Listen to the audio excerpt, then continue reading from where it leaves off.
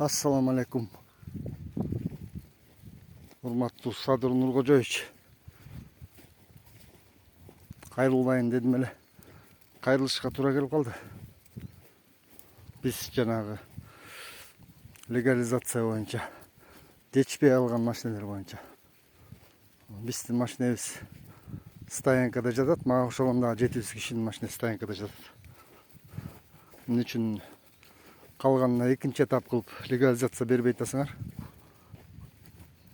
Биз ошол машиналарды Россияда тентип жүрүп, кар күрөп, мусор шупуруп жүрүп, семьябыз менен иштеп жүрүп алган машиналар болчу.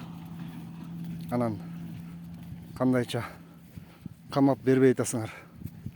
Кайрылсак болду, утилизация болот, ала албайсыңар деп айтып атышат.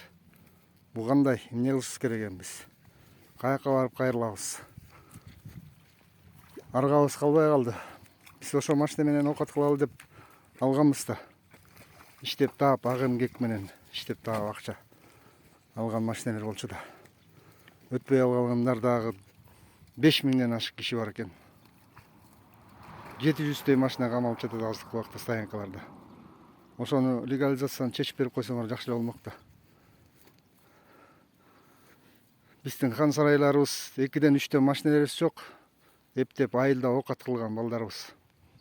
Айылдан жер пер айдап, эптеп Россияга чейин барып, ошо машиналарды алганбыз. Айлабыз калбай калды. Барбаган жерибиз калган жок. Бүт эле отказ болуп атат. Ошо 5000 эле машина калыптыр, эми бекер өтүп аткан жок да. Акчасын төлөп өтөлү деп атпайбыз. Эмнеге уруксат бербей атасыңар? Ошого түшүнбөй атам мен. Ошону бир карап берип койсоңор жакшы болмок. Ошону көптөн көп суранып атабыз ушунча эл журт.